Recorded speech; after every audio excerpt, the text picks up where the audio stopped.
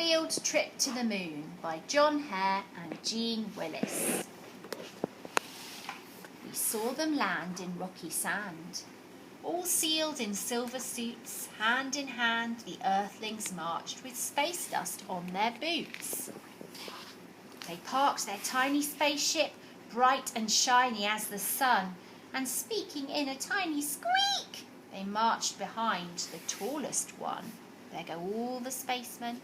There's the biggest one, there's the littlest one. In silent fear we watched them on their field trip to the moon. We hid, afraid to say hello, in case it was too soon. They stayed in groups for safety, all but one who stood apart. There's Earth. And with sticks of many colours, we made a stunning work of art. Colours, oh so wonderful, that we had never seen. We live our lives in shades of grey, not yellow, blue and green. This astronaut has brought his crayons and he's drawing a picture of planet Earth where we live that he can see while he's on the moon.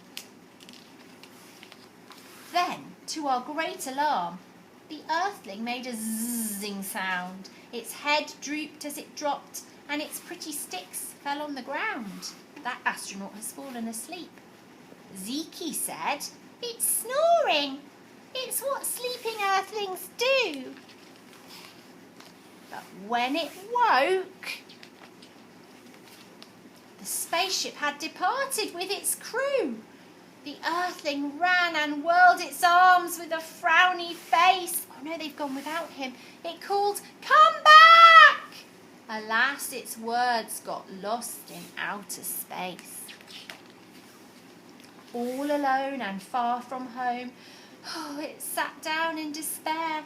It looked so sad, we didn't like to leave it sitting there.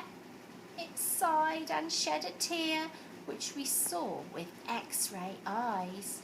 "We have to save it!" Zeke cried, and then, to our surprise, gave the bravest smile. With a green stick in its hand, it drew a many-coloured shape we did not understand. Look, you can see little grey aliens have been watching them the whole time, and now they're popping up to see what the leftover spaceman is doing. We crept up very quietly, as quickly as we dared. We called our friends to come, to see and not be so scared. Then Zeke sneezed, and to our shock, look at all the aliens, they're right behind him. The Earthling span around, it saw us, and we hid behind a rock without a sound. It said, "Hello, and do you like this rainbow that I drew?" And we replied, "It's beautiful. May we draw something too?" The alien is taking a purple crayon. We drew on one another, and the Earthling laughed like mad, and we offered us more coloured sticks and paper from a pad. We had the best time of our lives. But in the afternoon, the shiny spaceship shuttled back and landed on the moon.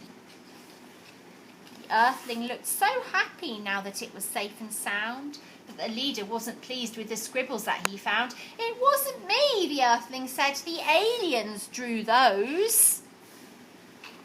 "There's no such thing," the leader said, "as everybody knows. Clean it up at once," he said. "Don't leave a trace behind."